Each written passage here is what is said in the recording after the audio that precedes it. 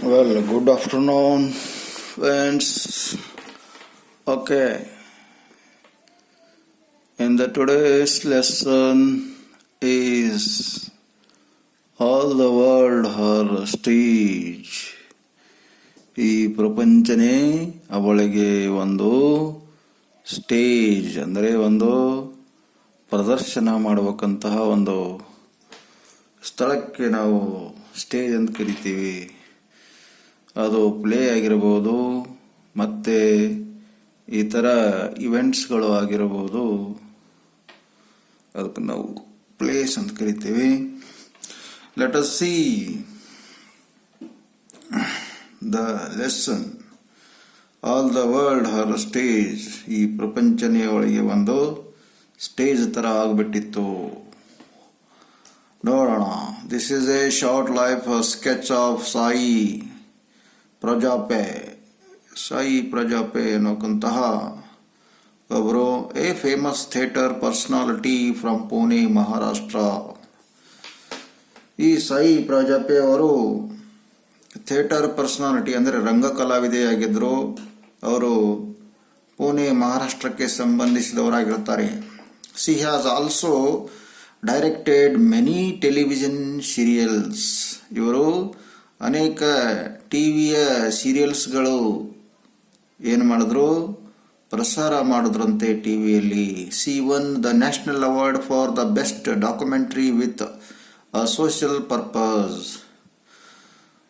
ಇವರು ಸಮಾಜ ಸೇವೆಗೋಸ್ಕರವಾಗಿ ಸಾಕ್ಷ್ಯಚಿತ್ರಗಳನ್ನು ಮಾಡಿ ಸಮಾಜದ ಸುಧಾರಣೆ ಮಾಡುವಲ್ಲಿ ಬಹಳ ಪ್ರೇರಣೆಯಾಗಿರುತ್ತಾರೆ. Her films are relevant even today. ಈ ಇಂದಿನ ಈ ಒಂದು ಸಿನಿಮಾವು ಕೂಡ ಅವರ ಒಂದು ಆಧಾರವನ್ನು ಇಟ್ಟುಕೊಂಡೇ ಮಾಡ್ತಾರೆ ಅಂತ ಇಲ್ಲಿ ಹೇಳಲಾಗಿದೆ. ನೋಡೋಣ ಸಾಯಿ ಪ್ರಜಾಪೆ ಅವರ ಬಗ್ಗೆ. It was a familiar sight to the resident of Pune, a plump little girl of about 6 or 7 skipping along with an elderly gentleman. They laughed, talked and had a great time. ಇವರು ಆ ಪುಣೆಗೆ ಒಬ್ಬರು ಪರಿಚಿತರಾಗಿರೋಕಂತಹ ಸಂಬಂಧಿಸಿರೋಕಂತಹ ಸಾಯಿ ಪ್ರಜಾಪೆ ಅವರು ಸುಮಾರು 5-6 ವರ್ಷದ ಅವರು ಆಗಿದ್ದಾಗಲೇ ಬಹಳ ಒಂದು talented. Skipping along the elderly gentleman. ತಮ್ಮ ಒಂದು ಕಾಲವನ್ನು ವಯಸ್ಸಾದ ಜೆಂಟಲ್ಮ್ಯಾನ್ ಜೊತೆ ಕಳೀತಾ ಇದ್ರು. ಅವ್ರ ಜೊತೆ ನಗುವುದು, ಮಾತಾಡುವುದು, ತಮ್ಮ ಸಮಯವನ್ನು ಕಳೆಯೋದು ಮಾಡ್ತಿದ್ರು. The little girl Sai and the gentleman was a famous educationist and mathematician, Sir R.P. Prajapaya, the India's first senior wrangler and Sai's grandfather Appa.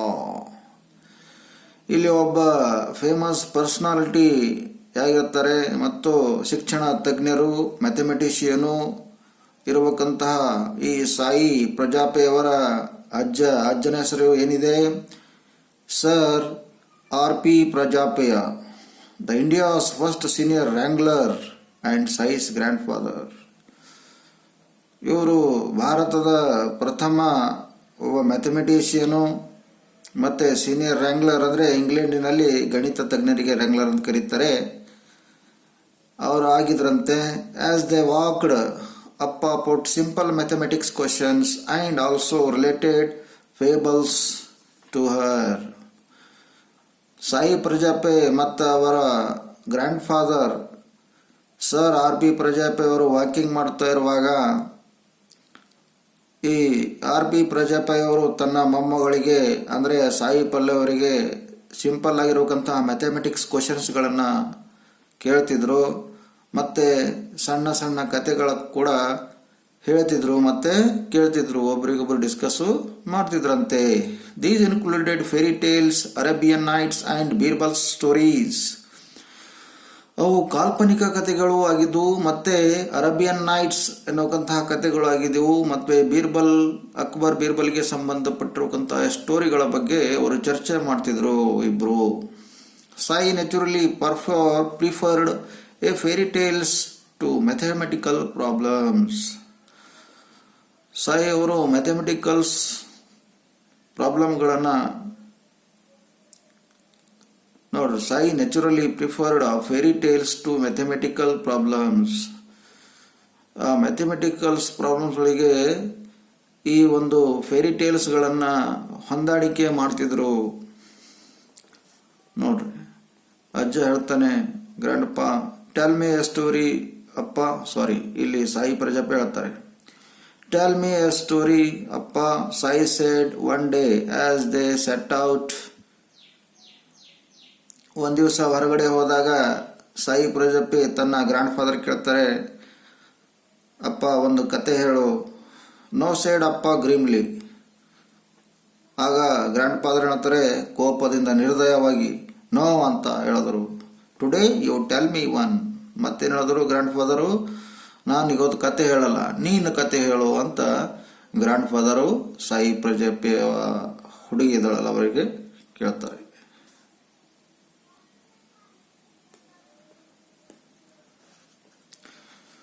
Fourth, and C did. ಅಂದರೆ ಅವಳು ಸಾಯಿ ಪ್ರಜಾಪತಿ ಅವರಿಗೆ ಗ್ರ್ಯಾಂಡ್ಪಾಗೆ ಕತೆ ಹೇಳಿದಳು. It was fairy tale replete with dragons and the princess talking parrots and hidden gold.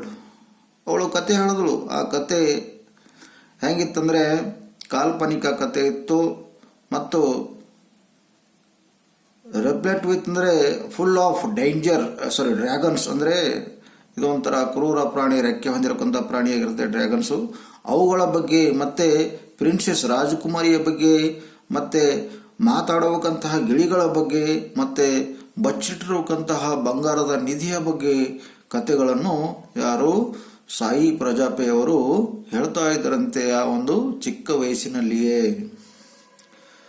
Fifth, Sai completed her tale with dash and they lived happily ever after. Sai ಇವರು ಕತೆ ಮುಗಿಸಿದ್ರು, ಮತ್ತೆ ಜೀವನದಲ್ಲಿ ತುಂಬ ಹ್ಯಾಪಿಯಾಗಿ ಇದ್ರಂತೆ. ಅಪ್ಪ ಸೇಡ್ ಅಪ್ಪ ನೆಟ್ಟುಸಿರು ಬಿಟ್ಟರು. Quite interesting, where did you read it? ಕತೆ ತುಂಬ ಚೆನ್ನಾಗಿದೆ, ಎಲ್ಲಿ ಓದಿದ್ದೀವಿ ಕತೆಗಳೆಲ್ಲ ಅಂತ ಗ್ರ್ಯಾಂಡ್ಪಾ ಸಾಯಿ ಪ್ರಜಾಪತಿ ಕೇಳ್ತಿದ್ದಾರೆ. I made it up, cried Sai. ನೋಡ್ರಿ, ನಾನು ಎಲ್ಲೂ ಓದಿಲ್ಲ, ನಾನು ಕತೆಗಳನ್ನು ರಚನೆ ಮಾಡಿದ್ದೀನಿ ಅಂತ ಸಾಯಿ ಜೋರಾಗಿ ಕೂಗಿ ಹೇಳ್ತಿದ್ದಾಳೆ. 8. Her grandfather was very much impressed. ಬಹಳ ಖುಷಿಯಾಯಿತು ಅವ್ರ ಗ್ರ್ಯಾಂಡ್ ಫಾದರಿಗೆ. ಅಯ್ಯೋ, ನನ್ನ ಮೊಮ್ಮಗಳು ಇಷ್ಟೊಂದು ಚೆನ್ನಾಗಿ ಕತೆ ಹೇಳ್ತಿದ್ದಾಳಲ್ಲ ಅಂತ ತುಂಬ ಖುಷಿಯಾಗ್ಬಿಟ್ರು ಅಜ್ಜ. That was perhaps Har first flight of fancy and it was the beginning of a wonderful world of creativity. ಅವರಿಗೆ ತುಂಬ ಖುಷಿಯಾಗ್ಬಿಡ್ತು. ಏನಪ್ಪ ಇವು ಹುಡುಗಿದು ಇಮ್ಯಾಜಿನೇಷನ್ನು ಪವರು, ಏನು ಕಾಲ್ಪನಿಕ ಕಥೆಗಳೆಲ್ಲ ಹೇಳ್ತಿದ್ದಾಳಲ್ಲ, ಎಂಥ ಒಂದು ವಂಡರ್ಫುಲ್ ಅದ್ಭುತವಾದ ಒಂದು ಕ್ರಿಯೇಟಿವಿಟಿ ಇವಳ ಹತ್ರ ಇದೆ ಅಂತ ಆ ಗ್ರ್ಯಾಂಡ್ ಫಾದರ್ ಅನ್ಕೊಂಡ್ರಂತೆ.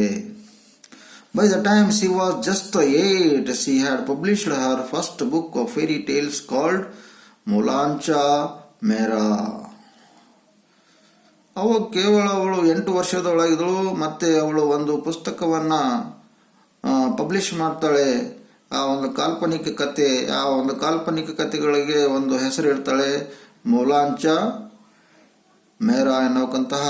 ಅಂದರೆ ಮೊಲಾಂಚ್ ಮೇರಾ ಅಂದರೆ ಮಕ್ಕಳ ಮಿಠಾಯಿ ಎನ್ನೋಕಂಥದ್ದು ಒಂದು ಕಾಲ್ಪನಿಕ ಕಥೆಯನ್ನು ಅವರು ರಚನೆ ಮಾಡಿ ಅದಕ್ಕೆ ಪಬ್ಲಿಷ್ ಅಂದರೆ ಪ್ರಕಟಣೆ ಮಾಡ್ತಾರಂತೆ.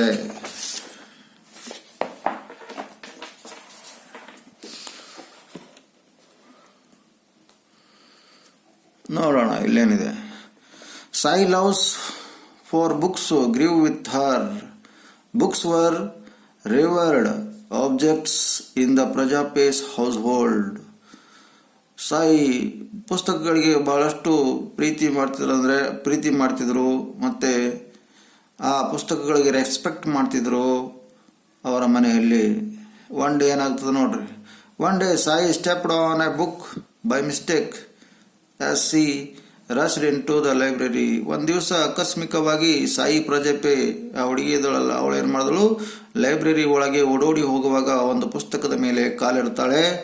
ಕಾಲಿಟ್ಟಾಗ ಬೈ ಮಿಸ್ಟೇಕ್ ಕಾಲಿಡ್ತಾಳೆ, ತಪ್ಪಾಗಿ ಏನೋ ಕಾಲಿಡ್ತಾಳೆ, ರಶ್ ಆಗಿ ಓಡ್ತಾ ಇರ್ತಾಳೆ. ಆವಾಗ ತಪ್ಪಾಗಿ ಆ ಒಂದು ಪುಸ್ತಕದ ಮೇಲೆ ಕಾಲಿಟ್ಟಾಗ ಆ ಪುಸ್ತಕದ ಮೇಲೆ ಕಾಲು ಇಟ್ಟದನ್ನು ನೋಡಿ ಅವರ ಅಜ್ಜ ತುಂಬ ಕೋಪಗೊಳ್ತಾರೆ. ಏನು ಮಾಡ್ತಾರೆ ನೋಡ್ರಿ. Stop right there ordered her grandfather. ಅಲ್ಲೇ ನಿಂತ್ಕೋ ಅಂತ ಜೋರಾಗಿ ಕೂಗಿ ಹೇಳ್ತಾರೆ ತನ್ನ ಮೊಮ್ಮಗಳಿಗೆ. Sai froze. Do you know what do you just did? You kicked the knowledge. You kicked knowledge. That is what you did. Now you ask forgiveness of the book. ನಿಂತ್ಕೊಳ್ಳೆ ಅಂದಾಗ ಆ ಸಾಯಿ ಪ್ರಜಾಪೆ ಹುಡುಗಿ ನಿಂತ್ಕೊಂಡ್ಬಿಟ್ಟಳು ಅವ್ರ ಅಜ್ಜನ ಮಾತು ಕೇಳಿ.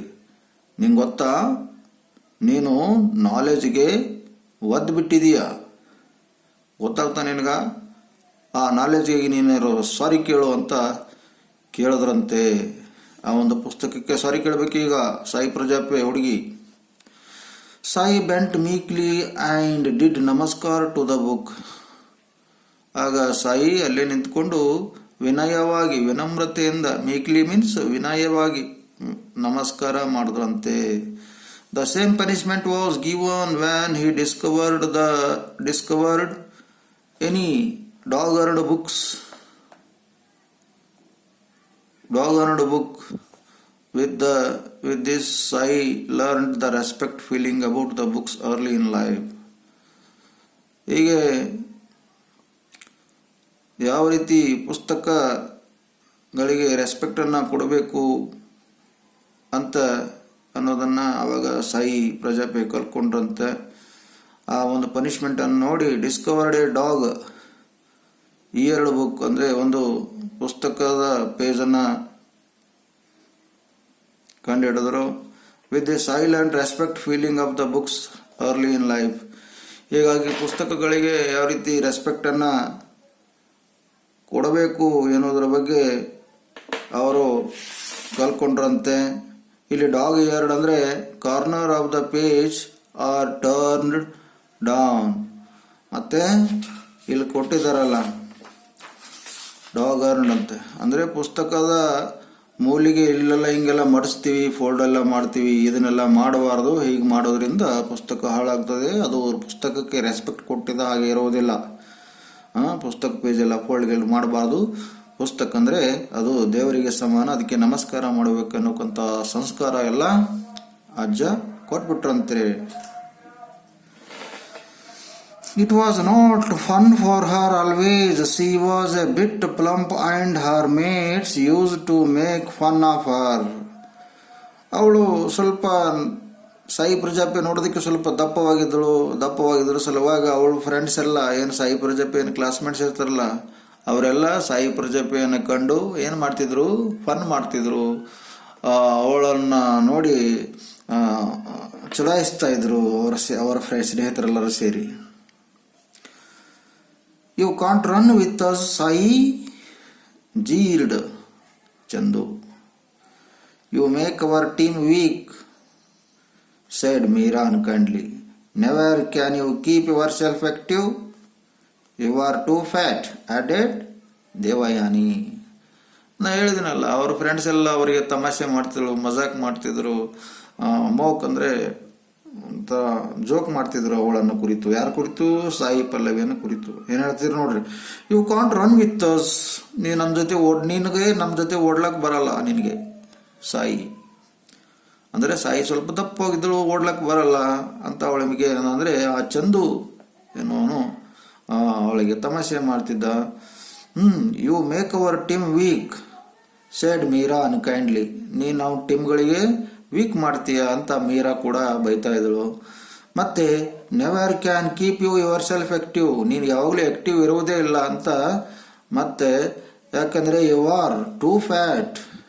ಅಡೆಡ್ ದೇವಯಾನಿ ಹೇಳ್ತಿದ್ಳು, ನೀ ತುಂಬ ದಪ್ಪಾಗಿದ್ದೀಯಾ, ನೀನು ಆಕ್ಟಿವ್ ಆಗಿರಲ್ಲ ಅಂತ ಅವರ ಸ್ನೇಹಿತರೆಲ್ಲ ಇವಳಿಗೆ ಬೈತಿದ್ರಂತೆ. ಯಾರಿಗೆ?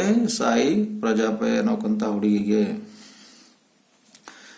ಸಾಯಿ ಫೇಸ್ ಕ್ರಂಪಲ್ಡ್, ಸಾಯಿ ತುಂಬ ಕೊಬ್ಬು ಬಂತು. Sai face crumpled, she sat gloomily, ದುಃಖದಿಂದ ಕುಳಿತಿದ್ಳು. ಅತೃಪ್ತ ಸಿಡುಕು ಮಾಡಿಕೊಂಡು, ಮನಸ್ಸಿಗೆ ನೋವು ಮಾಡ್ಕೊಂಡು ಕುಳಿತಿದ್ಳು. Gloomily by the sideline watching her friends laugh and play happily. ಅವರ ಸ್ನೇಹಿತರೆಲ್ಲ ಆಟ ಆಡ್ತಿರುವಾಗ ಇವಳು ಪಕ್ಕದಲ್ಲಿ ಕುಳಿತುಕೊಂಡು ಮುಖ ಒಂಥರ ಸಿಡುಕು ಸ್ವಭಾವ ಮಾಡಿಕೊಂಡು ಕೋಪದಲ್ಲಿ ಕುಳಿತಿದ್ರು. ಯಾಕಂದ್ರೆ ಎಲ್ಲ ಸ್ನೇಹಿತರು ಈ ಸಾಯಿ ಪ್ರಜಾಪತಿ ಅವರಿಗೆ ಏನ್ ಮಾಡ್ತಿದ್ರು, ಜೋಕ್ ಮಾಡ್ತಿದ್ರು.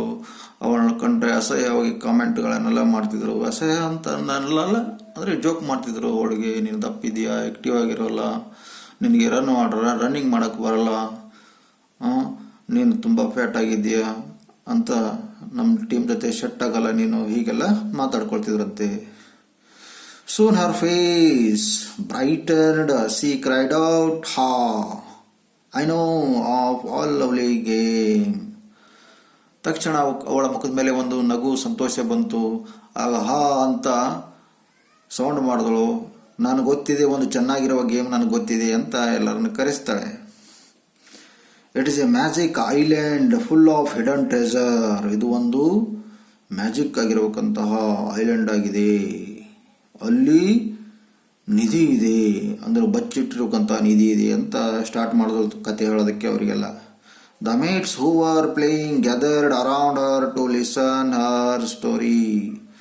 ಎಲ್ಲ ಸ್ನೇಹಿತರು ಆಟ ಆಡ್ತಿದ್ರಲ್ಲ, ಎಲ್ಲರೂ ಬಂದು ಅವಳ ಸುತ್ತಮುತ್ತ ಬಂದು ನಿಂತರು. ಏನೋ ಕತೆ ಹೇಳ್ತಿದ್ದಾಳೆ ಸಾಯಿ ಪ್ರಜಾಪತಿ ಅಂತ ಎಲ್ಲರೂ ಆ ಸಾಯಿ ಪ್ರಜಾಪತಿ ಸುತ್ತಮುತ್ತಲು ಬಂದು ನಿಂತ್ಕೊಳ್ತಾರೆ.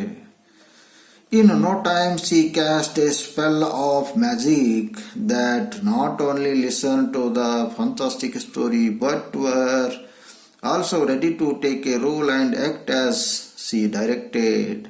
She went on not for a day or two but for the whole week. ಹೀಗೆ ಅವಳು ಕತೆ ಹೇಳೋದಕ್ಕೆ ಸ್ಟಾರ್ಟ್ ಮಾಡಿದಳು. ಕತೆ ಹೇಳೋದಲ್ಲದೆ ಕೆಲವು ಪಾತ್ರಧಾರಿಗಳಿಗೆ ಪಾತ್ರಗಳನ್ನು ಕೊಟ್ಟು ಆಕ್ಟಿಂಗ್ ಕೂಡ ಮಾಡೋದಕ್ಕೆ ಹೇಳಿದಳು. ಮತ್ತೆ ಅವಳೇ ಡೈರೆಕ್ಷನ್ ಮಾಡ್ತಿದ್ಳು. ಇದು ಡೈರೆಕ್ಷನ್ ಒಂದು ದಿವಸ ಎರಡು ದಿವಸ ನಡೆದಿಲ್ಲ, ಒಂದು ವಾರಗಳ ಕಾಲ ಆ ಕಥೆಯನ್ನ ತೆಗೆದುಕೊಂಡು ನಟನೆ ಮಾಡುತ್ತಾ ಮಗ್ನರಾದರಂತೆ. ಎಲ್ಲರೂ ಮಗ್ನರಾದರು ಆ ಒಂದು ಕಥೆಯನ್ನ ಡೈರೆಕ್ಟ್ ಮಾಡೋದ್ರಲ್ಲಿ. ಡೈರೆಕ್ಟ್ ಮಾಡ್ತಾ ಇದ್ದಳಲ್ಲ ಪ್ರಜಾಪತಿ, ಎಲ್ಲರಿಗೆ ಒಂದು ಪಾತ್ರವನ್ನ ಕೊಟ್ಟು ಕಥೆಯನ್ನ ಒಂದು ನಾಟಕ ಮುಖಾಂತರವಾಗಿ ರಚನೆ ಮಾಡಿದ್ರಂತೆ. Sai was always fascinated by many things.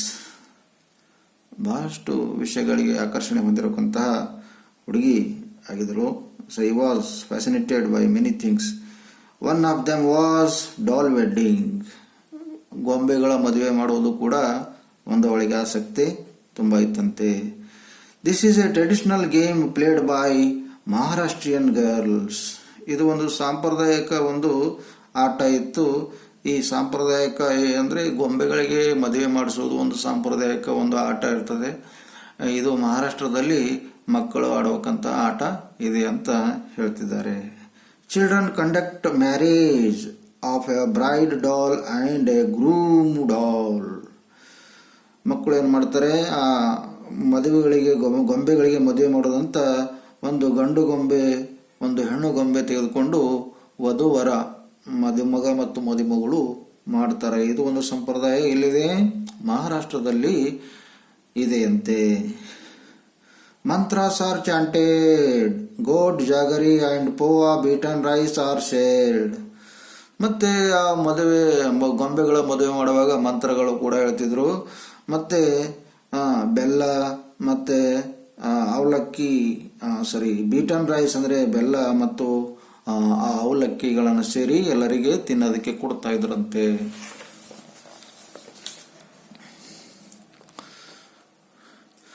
As a child, she said one day, "Mummy, you never let me have any fun complaining." ಮನೆಗೋಗಿ ಸಾಯಿ ಪ್ರಜಾಪತಿ ತಾಯಿ ಜೊತೆ ಹೇಳ್ತಿದ್ಳು, mummy As a child, she said, one day, Mummy, you never let me have any fun complaining. Mother said, all right, now you want a wedding. ಆಗಾಗ ಹಠ ಮಾಡ್ತಿದ್ದಳು. ಆ ಗೊಂಬೆಗಳ ಮದುವೆ ಬಗ್ಗೆ ತುಂಬ ಆಸಕ್ತಿ ಇತ್ತು. ಅದಕ್ಕೆ ತಾಯಿ ಹೇಳಿದಳು, ನೀನು ಗೊಂಬೆಗಳ ಮದುವೆ ಮಾಡಬೇಕಲ್ಲ, ಓಕೆ ಮಾಡೋಣ ಅಂತ ತಾಯಿ ಕೂಡ, ಆ ಸಾಯಿ ಪ್ರಜಾಪತಿ ತಾಯಿ ಕೂಡ ಅವಳಿಗೆ ಒಪ್ಪಿಗೆ ಕೊಟ್ಟಳಂತೆ. When she came back from school, ಒಪ್ಪಿಗೆ ಕೊಟ್ಟಿದ ಮೇಲೆ ಅವಳು ಆವತ್ತೆ ಸ್ಕೂಲಿಗೆ ಹೋದಳು. ಯಾವಾಗ ಸ್ಕೂಲಿಗೆ ಹೋಗಿ ಮುಗಿಸ್ಕೊಂಡು ಮನೆಗೆ ಬರುವಷ್ಟರಲ್ಲಿ ತಾಯಿ ಇದ್ದಳಲ್ಲ ಸಾಯಿ ಪ್ರಜಾಪತಿ ತಾಯಿ, ಗೊಂಬೆಗಳ ಮದುವೆಯ ಸಿದ್ಧತೆ ಎಲ್ಲ ಮಾಡ್ಕೊಂಡಿಟ್ಟಳು. ಅವಳು ಸ್ಕೂಲಿಗೆ ಹೋಗಿ ಮನೆಗೆ ಬರೋಷ್ಟರಲ್ಲಿ ಅವಳಿಗೆ ಆಶ್ಚರ್ಯ ಕಾಣಿಸ್ತಾ ಇತ್ತು. ಮನೆಯಲ್ಲಿ ಅಯ್ಯಯ್ಯೋ ಏನೋ ಮದುವೆ ಥರ ಕಾಣಿಸ್ತಾ ಇದೆ, ಎಲ್ಲ ಸಂಬಂಧಿಕರು ಅಕ್ಕಪಕ್ಕದವರೆಲ್ಲ ಬಂದು ನೆರೆದಿದ್ದಾರೆ, ಏನು ರಿಯಲ್ ಆಗಿರುವ ಮದುವೆ ನಡೆದ ಹಾಗೆ ಅಲ್ಲಿ ಕಾಣ್ತಾ ಇತ್ತು. When she came back from school, the whole house looked like a marriage hall. Before she could say anything, she was dressed like a bride's mother. ಮತ್ತೆ ಮದುಮಗಳ ತಾಯಿ ಹಾಗೆ ಅವರು ಡ್ರೆಸ್ ಎಲ್ಲ ಹಾಕೊಂಡಿದ್ರು. ಆ ಒಂದು ಸಾಯಿಪಲ್ಯ ತಂದೆ. ದ ಬ್ಯಾಂಡ್ ಅರೈವ್ಡ್, ಮತ್ತೆ ಬ್ಯಾಂಡ್ನವರು ಬಡಿತಾ ಇರಲ್ಲ, ಈಗ ಮ್ಯಾರೇಜಲ್ಲಿ ಬ್ಯಾಂಡ್ನವ್ರಿಗೆ ಕರೆಸ್ತಾರೆ ಬಡಿತಾರಕ್ಕೆ. Band arrived. The groom rode on a real estate. ಅಂದರೆ ಬ್ಯಾಂಡ್ ಬಂತು, ಬ್ಯಾಂಡ್ ಮೇಲೆ ಮದುಮಗ ಬಂದ. ರಿಯಲ್ ಆಗಿರ್ಬೇಕಂತ ಕುದುರೆ ಮೇಲೆ ಮದುಮಗ ಬರ್ತಾ ಇದ್ದಾನೆ. ಬ್ಯಾಂಡದವರೆಲ್ಲ ಬಡಿತಾ ಇದ್ದಾರೆ. All the childrens of the locality took part. ಮತ್ತೆ ಸುತ್ತಮುತ್ತಲಿನ ಎಲ್ಲ ಮಕ್ಕಳು ಆ ಒಂದು ಕಾರ್ಯಕ್ರಮದಲ್ಲಿ ಪಾಲ್ಗೊಳ್ತಿದ್ದಾರೆ. The bride was brought with all religious chanting. ಮತ್ತೆ ಆ ಮದುಮಗಳ ಕರ್ಕೊಂಬಂದರು. ಎಲ್ಲ ಆ ಒಂದು ಧಾರ್ಮಿಕ ಒಂದು ವಿಧಿವಿಧಾನದ ಮಂತ್ರ ಪಠಣದ ಮುಖಾಂತರವಾಗಿ ಆ ಮದುಮಗಳಿಗೂ ಕೂಡ ಕರ್ಕೊಂಡು ಬಂದ್ರಂತೆ. The mother that day so found of drama. The mother that day so found of drama grew up to become one of the India's leading film maker and theatre personalities.